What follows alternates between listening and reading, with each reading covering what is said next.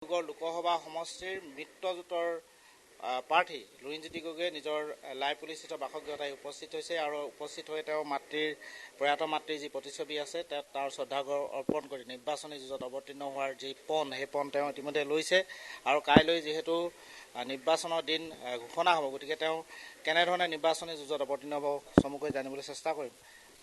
প্ৰাৰ্থিত্ব নিশ্চিত হ'ল, আজি আহি নিজৰ ঘৰখনত আহি উপস্থিত হৈছে, কেনেধৰণে এতিয়া যুঁজখনত আগবাঢ়িব?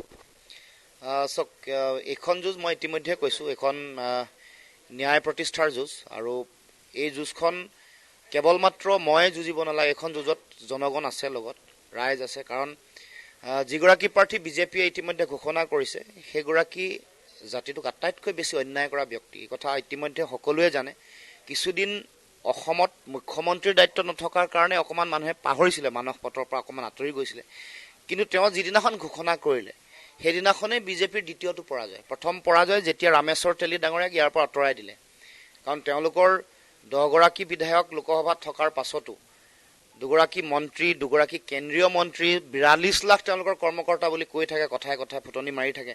তাৰপিছত যেতিয়া তেওঁলোকৰ ৰামেশ্বৰ তেলীক ইয়াৰ পৰা আঁতৰাই দিব লগা হ'ল, ইয়াৰ পৰা পলাব লগা হ'ল, পৃষ্ঠভংগ দিলে, সেইদিনাখন প্ৰথম পৰাজয়। সোণোৱাল ডাঙৰীয়াৰ যিদিনাখন প্ৰাৰ্থিত্ব টিকেট যিদিনাখন ঘোষণা হৈছে সেইদিনাখন দ্বিতীয় পৰাজয়। কাৰণ এইগৰাকী ব্যক্তি, যিগৰাকী ব্যক্তিয়ে জাতিটোক সকলো ধৰণে অন্যায় কৰিছে, সকলো ধৰণে বিশ্বাসঘাতকতা প্ৰতাৰণা কৰিছে, তেওঁৰ কাৰণে কেৱল মাত্ৰ ক্ষমতা মানুহেও জানে তেওঁৰ লগত থকা মানুহক কেনেকৈ কি কৰিছে নে নাই কৰা। গতিকে এই ব্যক্তিগৰাকী কাজ আপি দি জাতিটোক অন্যায় কৰে, 5গৰাকী